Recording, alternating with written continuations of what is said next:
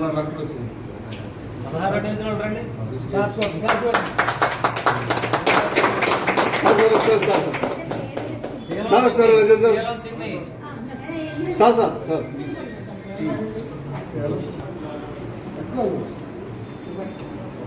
అక్కడ water filter చెప్పాను, నేను లేట్ చేస్తాను.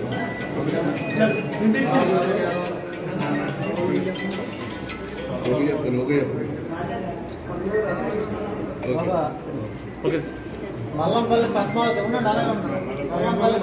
అన్న మీరు కొద్దిగా జరగండి, ఒకసారి జరగండి.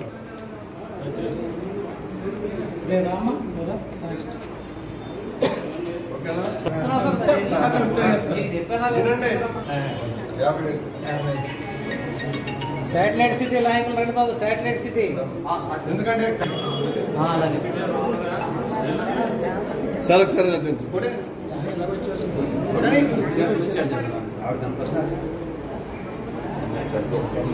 ఇలా చూడండి, ఇలా చూడండి. ఓకే జనసేన నాయకుడు okay sir.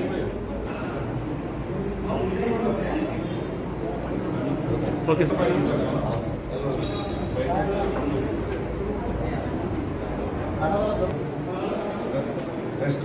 Achanta Haribabu వేరవరం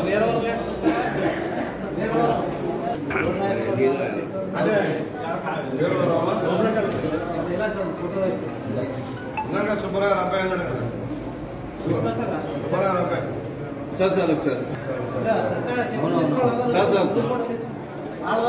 okay sir. Okay sir. Sarpanch గారు హ్యాపీయా?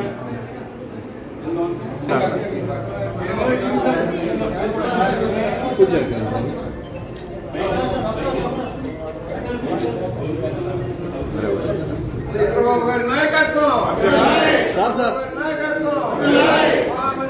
గారి నాయకత్వం, చంద్రబాబు గారి నాయకత్వం. 28వ డివిజన్ కుమారస్వామి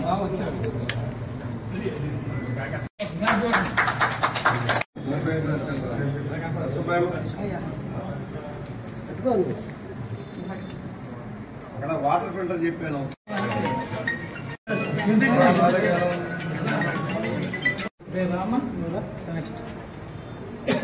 ఓకేనా? Okay sir. శాటిలైట్ సిటీ నాయకులు రండి బాబు. శాటిలైట్ సిటీ జనసేన నాయకుడు పిడిపోయి ఓకే సార్. ఓకేమ్మా?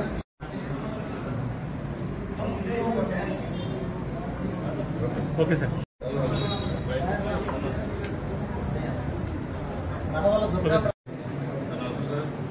ప్రకాష్ కుమార్ గురించి ఎవరైనా సీఎం ఉన్నాడు కదా, సుబ్బారావు అబ్బాయి అన్నాడు కదా. సార్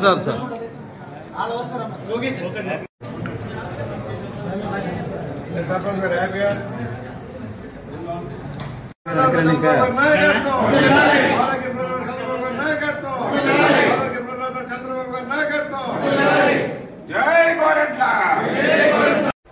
అందరికీ నమస్కారం. మానవతా దృక్పథంతో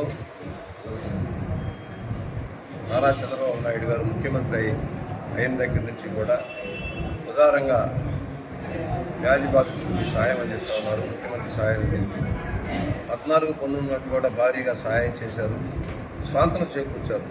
కింద పేదరిక వర్గాలు, మధ్యతరగతి వర్గాలు ఖర్చులు తట్టుకోలేక అప్పుల పాలైపోతున్న కుటుంబాలను ఆదుకోవడం కోసం భారీ సహాయం చేస్తున్నారు. 14 మంది దాదాపు 12 కోట్ల రూపాయలు మన దూరం నియోజకవర్గానికి ఆ విధంగా సీఎం రిలీఫ్ ఫండ్ వచ్చింది. మరలా ఇప్పుడు 14 నెలల్లోనే నెలకు 20 లక్షల రూపాయలు చొప్పున దాదాపు 2,60,00,000 రూపాయలు నిధులు అందుతూ ఉన్నాయి. ఎక్కడా రూపాయి లంచం లేకుండా, ఖర్చు లేకుండా, వాళ్ళకి బాధితులకు ఎలాంటి ఇబ్బంది లేకుండా స్వయంగా మా కార్యాలయమే ప్రాసెస్ చేసి తీసుకువెళ్ళి ఆఫీసులో ఇచ్చి మళ్ళా చెక్కులు వచ్చిన తర్వాత స్థానిక నాయకులందరి సమక్షంలో వారికి అప్పచెబుతున్నాం. మధ్యలో దళారీలు లేకుండా ఇచ్చే కార్యక్రమం చేస్తున్నాం. దానివల్ల చాలా మేలు జరుగుతుంది. అప్పుల పాలైపోయి పుస్తకాలు కూడా అమ్ముకునే పరిస్థితి లేకుండా చేయడం కోసం కార్యక్రమం.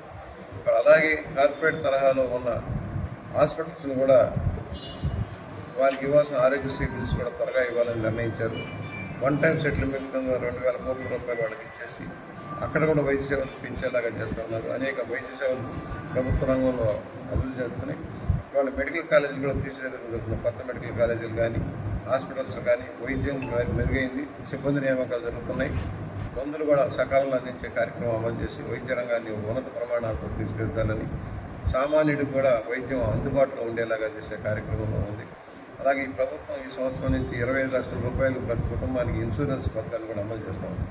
వారికి ఇబ్బంది లేకుండా సంవత్సరంలో 25 లక్షల రూపాయల వరకు ఉచిత వైద్యం చేసుకునేదానికి ఇన్సూరెన్స్ను కూడా రాష్ట్ర ప్రభుత్వం ప్రవేశపెడతా ఉంది. దానివల్ల చాలా మేలు జరుగుతుంది. కేంద్ర ప్రభుత్వం కూడా ఈ మధ్య ఇన్సూరెన్స్ మీద పన్నులు ఎత్తేసారు, పూర్తిగా పన్నులు ఎత్తేసారు. దానివల్ల కూడా అందరూ ఇన్సూరెన్స్లో చేరండి. ప్రభుత్వం అన్నిటికీ ప్రభుత్వం మీద ఆధారపడే కంటే ఇన్సూరెన్స్లో చేరండి. దానివల్ల ఇబ్బందికరమైన పరిస్థితులు వచ్చినప్పుడు ఆదుకుంటుంది. దానివల్ల మేలు చేకూరుతుంది.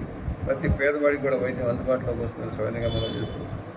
ఏ రాష్ట్రంలో లేని విధంగా ఇంత భారీ ఎత్తున కార్యక్రమాలు చేస్తూ పేదలకు సాయం అందిస్తున్న చంద్రబాబు నాయుడు గారికి ధన్యవాదాలు తెలియజేస్తున్నాం. దానికి సహకరిస్తున్న సత్యకుమార్ గారు, ఆరోగ్య శాఖ మంత్రులు, అలాగే ఉప ముఖ్యమంత్రి పవన్ కళ్యాణ్ గారు, సమర్థవంతమైన పరిపాలన ప్రజలకు అందిస్తున్న లోకేష్ గారికి కూడా మేము ధన్యవాదాలు తెలియజేస్తున్నాం. ఇప్పుడు కూడా మా కార్యకర్తలు కూడా చెబుతున్నాం, ఎక్కడ బాధితులున్నా కూడా పసిగట్టమంటున్నాం, ఇంటికి వెళ్ళి చూడమంటున్నాం, వెరిఫై చేయమంటున్నాం. మా కార్యకర్తలు కూడా ఇన్స్ట్రక్షన్ ఒకటి, మీరు హాస్పిటల్కి తీసుకెళ్ళండి, దగ్గరుండి సేవలు అందించండి. మానవ సేవే మాధవ సేవ. మనం చేసే సహాయం ఆ కుటుంబానికి ఆదుకుంటుంది. ఆ విధంగా మనం చేసే ప్రతి పని కూడా ఓట్ల కోసం వెళ్ళడం కాదు, మామూలు అప్పుడు కూడా ప్రజలకు అందుబాటులో ఉండే కార్యక్రమం. ఏదైనా సహాయం కావాల్సి వచ్చినా, వారికి ఇబ్బందులు పాలవుతున్నా, అధికారులను వారికి సరైన సహాయం అందించకపోయినా కూడా మన కార్యకర్తలు దగ్గర నుండి సహాయం చేయమని, వారికి మేలైన సదుపాయాలు అందేలాగా చేయమని, నిజమైన పేదలు అర్హుల్ని గుర్తించి వారికి అన్ని ప్రభుత్వ సహాయ కార్యక్రమాలు అందేలాగా చేయమని విజ్ఞప్తి చేస్తున్నాం.